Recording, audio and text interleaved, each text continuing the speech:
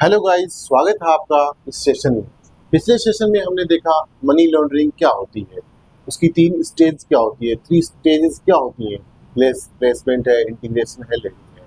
तो money laundering के बारे में हमने चर्चा की। आज है उसका अगला पार्ट। अब मनी लॉन्ड्रिंग को मॉनिटर कैसे किया जाता है, उसके मेजरमेंट्स क्या हैं, स्टैंडर्ड्स क्या है, किस तरीके से उसको अंतर्राष्ट्रीय लेवल पे मॉनिटर किया जाता है, ये हम आज इस वीडियो में चर्चा करेंगे। तो इस वीडियो के लिए आज मैं एक नया वर्ड लेकर आया हूँ, FATF। ये सुना हुआ वर्ड होगा, एग्जाम्स में काफी टाइम पूछा जाता है। तो आज हम चर्चा कर रहे हैं इंटरनेशनल लेवल पर एक संस्था की जो इसको मॉनिटर करती है, एक्सेस करती है और ग्लोबल स्टैंडर्ड्स जो वो सेट करती है। तो मनी लॉन्ड्रिंग के लिए अंतर्राष्ट्रीय स्तर पर यह संस्था बनाई गई है G7 कंट्रीज के द्वारा, और इसकी स्थापना जो है वो 1989 में हुई थी। G7 कंट्रीज के द्वारा इसकी स्थापना हुई थी 1989 में, और जो इसका हेडक्वार्टर जो है वो पेरिस में है। ये दो यहाँ पे क्वेश्चन है अच्छे। 1989 में इसकी स्थापना हुई G7 कंट्रीज के द्वारा, और इसका जो हेडक्वार्टर है वो पेरिस में है। ये तो हो गया इसका नॉर्मल स्टैटिक जीके है वो। और भारत इसका मेंबर जो है, ये चीज आपको ध्यान रखनी है, यहाँ पे जो पॉइंट है वो आपको ध्यान में रखना है। भारत जो है वो इसका मेंबर है सिंस 2010 से, 2010 से इसका सदस्य है। अब चर्चा करते हैं ये कार्य कैसे करता है, ये क्या काम है इसके अंतर्राष्ट्रीय स्तर पर। तो इसका जो काम है, to develop and measures and set the global standards to combat money laundering. Main जो काम है, combat the money laundering. Money laundering के लिए ये वर्क करता है, इसको इवेलुएट करता है, कैसे इसके स्टैंडर्ड सेट किए जाए इंटरनेशनल लेवल पे, कैसे जो अंतर्राष्ट्रीय स्तर की संस्थाएं हैं उनके बीच में कोऑपरेशन स्थापित किया जाए, रिपोर्ट शेयर की जाए, जो इंफॉर्मेशन है वो शेयर की जाए, ताकि मनी लॉन्ड्रिंग के ट्रेंड्स जो है उनको कम किया जा सके, कंट्रोल किया जा सके। ये इनका मेन मकसद होता है। How the money is laundering. 2001 में इसमें एक नई टर्म ऐड की गई, टेररिज्म फाइनेंसिंग। ये यहाँ पे एक अच्छा पॉइंट है। टेररिज्म फाइनेंसिंग जो टर्म है वो 2001 में ऐड। क्वेश्चन आएगा जो टेररिज्म फाइनेंसिंग जो इसमें वर्ड है, मैंडेट है, वो कब जोड़ा गया मनी लॉन्ड्रिंग में। जो FATF में 2001 में इसको शामिल किया गया। टेररिज्म फाइनेंसिंग में जो टेरर फंडिंग होती है वो भी इसमें शामिल की गई। अब चर्चा करते हैं इसके मेन फंक्शंस पे। जो FATF है उसका मेन फंक्शन क्या है, फंक्शंस क्या है। ये नॉर्मल जो फंक्शन हमने देखे कि ये जो मनी लॉन्ड्रिंग के लिए है, जो वो ग्लोबल स्टैंडर्ड सेट करती है, रिपोर्ट्स जनरेट करती है, इंफॉर्मेशन शेयर करती है डिफरेंट एजेंसीज के साथ अंतर्राष्ट्रीय स्तर पे या नेशनल लेवल पे जो भी उनकी एजेंसीज हैं उनके साथ इंफॉर्मेशन शेयर करती है, और उन ट्रेंड्स पे रिसर्च करती है जिन ट्रेंड्स के जरिए आज की मनी लॉन्ड्रिंग की जा रही है, मनी को लॉन्ड्रेड किया जा सकता है। नए नए तरीके आज चल रहे हैं, उन पे रिसर्च करता है ये संस्थान की, इसका बेहतर है। अब मेन फंक्शंस इसमें देखेंगे क्या क्या है।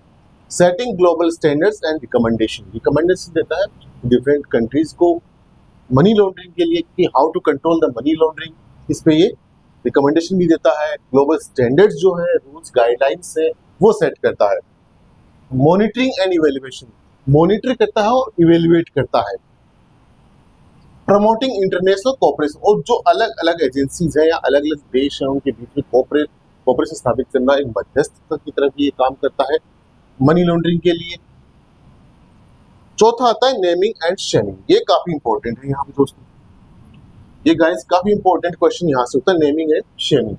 क्या होता है इसमें, FATF क्या करता है, जिन कंट्रीज में ये जो मनी लॉन्ड्रिंग का जो प्रोसेस है या मनी लॉन्ड्रिंग का जो ट्रेंड्स है वो ज्यादा है और वो इफेक्टिव एक्शन नहीं ले पा रहे हैं, या जो गाइडलाइंस सेट की गई है उनके साथ नहीं चल पा रहे हैं FATF की, तो उनके लिए ये 2 तरह की कैटेगरी डिसाइड करता है, ब्लैक लिस्ट और ग्रे लिस्ट। ब्लैक लिस्ट क्या होता है, आपने नाम भी सुना होगा, इसको ब्लैक लिस्ट में डाल दिया गया है। जैसे पाकिस्तान के लिए ग्रे लिस्ट या ब्लैक लिस्ट की मांग बार बार उठती है, ग्रे लिस्ट की मांग उठती है। तो ब्लैक लिस्ट क्या होता है, ब्लैक लिस्ट में सीरियस स्ट्रेटेजिक डेफिशिएंसीज होती हैं इनमें। ये हाई लेवल का मनी लॉन्ड्रिंग का जो प्रोसेस है वहाँ पे पाया जाता है, ट्रेंड्स पाए जाते हैं और वो इफेक्टिव एक्शन नहीं ले पाते हैं, इनकी गाइडलाइंस जो है, स्टैंडर्ड्स हैं उनके साथ नहीं चल पाते हैं, तो उन कंट्रीज को ब्लैक लिस्ट किया जाता है। ब्लैक लिस्ट के अंदर उनका नाम आ जाता है। तो उनकी कई तरीके के जो फंडिंग है या कोई भी हेल्प है, कोई भी लोन है, उनको जो दिया जाता है वो उस पर एक तरीके से रोक लग जाती है या उनको रोक दिया जाता है। दूसरा है ग्रे लिस्ट।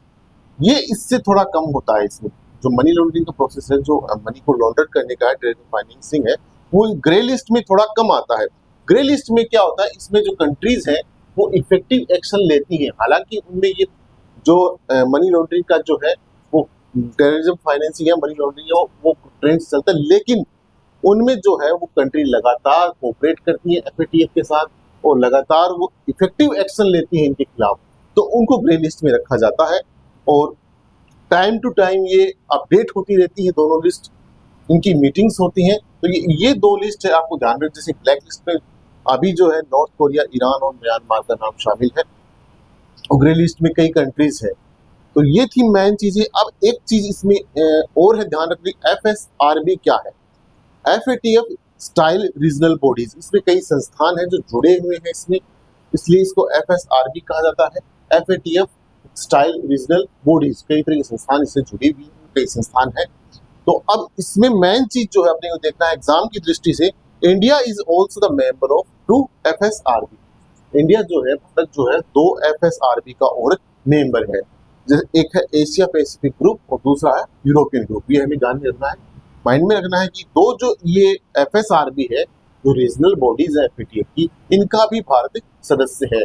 और मेन पॉइंट मैंने दो ऊपर बताया आपको, एक इसकी स्थापना का वर्ष और दूसरा इसका हेडक्वार्टर और तीसरा इंडिया कब से इसका मेंबर है। ये जो पॉइंट्स हैं ये एग्जाम में आने लायक क्वेश्चंस हैं यहाँ से, जो भी मैंने बताया। इसका नाम भी कई बार पूछ लिया जाता है, लेकिन अब नहीं पूछते हैं। पहले इसका ट्रेडिशनल जो था वो उसका नाम पूछते थे। अब एग्जाम पेपर डिफिकल्ट लेवल जाने लग गए हैं, पेपर अपडेट हो गए हैं, तो इनमें ये नाम नहीं पूछा जाता है। आपसे पूछा गया तो हेडक्वार्टर पूछिए, या भारत इसका कब से मेंबर है, कौन सी 2 बॉडीज है जिनका भारत मेंबर है, FSRB कौन सी है, या मैन नेमिंग मैन फंक्शन पूछ लेगा, या फिर 2 ब्लैक लिस्ट या ग्रे लिस्ट का क्वेश्चन आएगा। तो ये इसमें कई अच्छे टॉपिक्स, अच्छे पॉइंट्स हैं जो हमें माइंड में रखने हैं एग्जाम के लिए। इससे स्टैटिक पॉइंट है, क्वेश्चन आता है।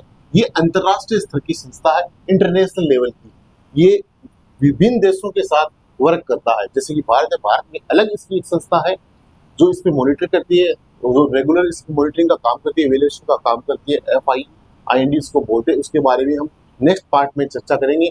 तो वो भारत इसके साथ कोऑपरेट करती है, और जो इंफॉर्मेशन FIIND के पास होती है वो अलग तरीके से भारत में जो एजेंसीज हैं उनके साथ शेयर की जाती है, ताकि इस मनी लॉन्ड्रिंग को देश में कम किया जा सके, मिटिगेट किया जा सके रिस्क को, इसलिए काम करता है। तो ये ध्यान रखना, ये अंतर्राष्ट्रीय लेवल की संस्था है।